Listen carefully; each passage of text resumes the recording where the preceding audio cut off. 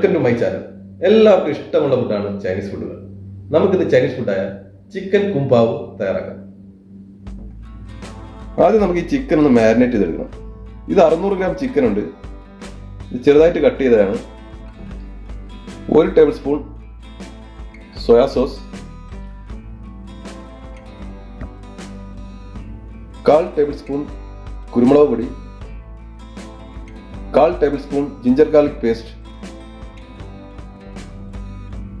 1 മുട്ട, 4 table spoon cornflour,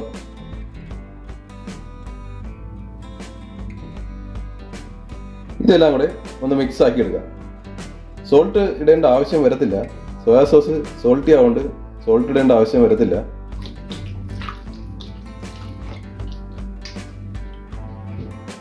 ഇനി ഇതൊരു അരമണിക്കൂർ വച്ചതിന് ശേഷം നമുക്ക് ഫ്രൈ ചെയ്തെടുക്കണം. അപ്പോൾ അരമണിക്കൂർ കഴിഞ്ഞിട്ടുണ്ട്. നമുക്കിനി ഫ്രൈ ചെയ്തെടുക്കാം.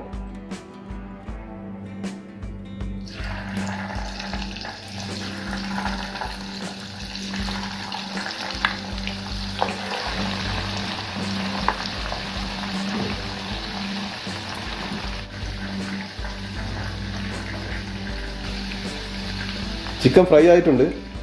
ഇനി ഒരു പാത്രത്തിലേക്ക് മാറ്റാം. ബാക്കിയുള്ള ചിക്കൻ കൂടി നമുക്ക് ഇതുപോലെ ഫ്രൈ ചെയ്തെടുക്കാം.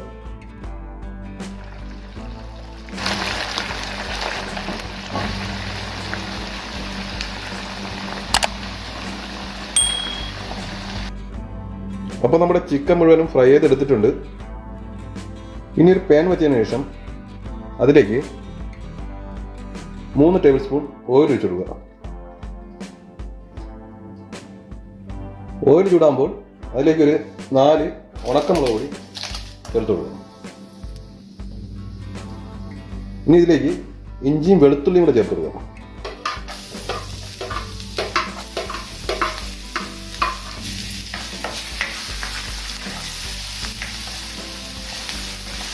ഇഞ്ചിയും വെളുത്തുള്ളിയുടെയും പച്ചപ്പൊക്കെ ഒന്ന് മാറി വരുമ്പോൾ അതിലേക്ക് 2 സവാള ഇതുപോലെ ക്യൂബ് കട്ട് ചെയ്ത 2 സവാളയും കൂടെ ചേർത്ത് കൊടുക്കുക.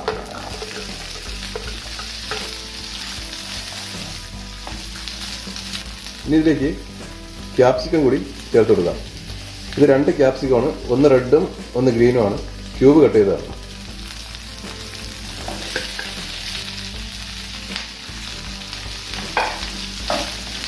ഇനി ഇതൊന്ന് സോട്ട് ചെയ്തെടുക്കാം.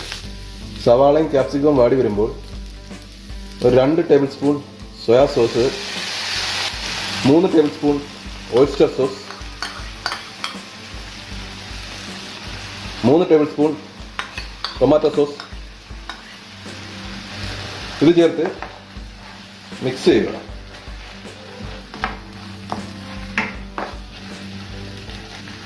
ഇനി ഇതിലേക്ക് നമ്മൾ ഫ്രൈ ചെയ്ത് വെച്ചിരിക്കുന്ന ചിക്കൻ കൂടി ചേർത്ത് കൊടുക്കാം.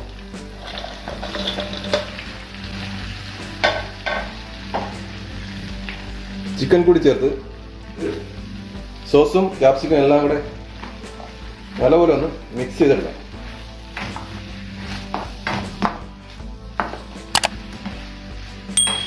ഈ സോസ് എല്ലാം ഈ ചിക്കനെ നല്ലപോലെ കോട്ട് ചെയ്തെടുക്കണം.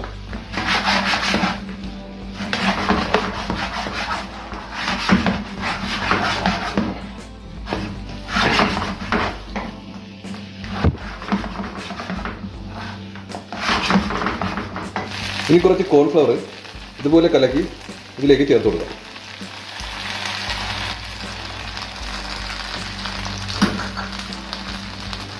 ഇതിലേക്ക് ചേർത്ത് ഒന്ന് മിക്സ് ആക്കി എടുക്കാം.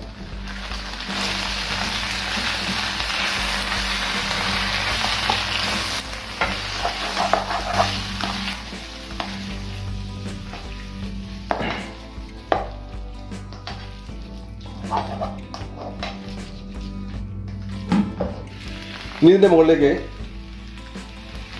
കുറച്ച് സ്പ്രിംഗ് ഓണിയനും കൂടി ഇട്ട് കൊടുക്കാം. അപ്പോൾ ചൈനീസ് ഡിഷായ ചിക്കൻ കുംബാവ് റെഡി ആയിട്ടുണ്ട്. എല്ലാവരും ഒന്ന് ട്രൈ ചെയ്ത് നോക്കണം. അപ്പോൾ നിങ്ങൾക്ക് എൻ്റെ വീഡിയോ ഇഷ്ടപ്പെട്ടെങ്കിൽ എൻ്റെ വീഡിയോ കണ്ടുകൊണ്ടിരിക്കുന്ന ആരെങ്കിലും എൻ്റെ ചാനൽ സബ്സ്ക്രൈബ് ചെയ്യണമെങ്കിൽ ഒന്ന് സബ്സ്ക്രൈബ് ചെയ്യുക. സബ്സ്ക്രൈബ് ചെയ്താൽ മാത്രം പോരാ, ആ സൈഡിലുള്ള ബെല്ലൈക്കൻ കൂടി ഒന്ന് എനേബിൾ ചെയ്യുക. എങ്കിലേ ഞാൻ അപ്ലോഡ് ചെയ്യുന്ന പുതിയ പുതിയ വീഡിയോകളുടെ നോട്ടിഫിക്കേഷൻ നിങ്ങൾക്ക് ലഭിക്കുകയുള്ളൂ. അപ്പോൾ പുതിയൊരു വീഡിയോയുമായി കാണുമ്പോഴേക്കും ബൈ ബൈ.